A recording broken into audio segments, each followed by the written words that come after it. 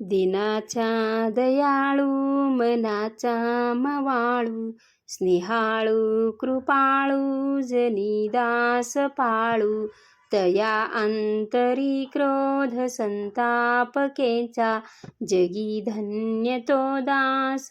सर्वोत्तमाचा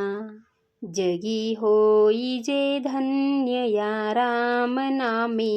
क्रिया भक्ती उपासना नित्य नेमी उदासीनता तत्वता सार आहे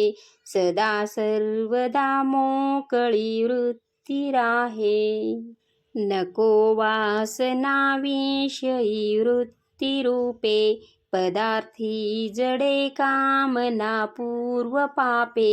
सदा राम निष्काम चिंतित जावा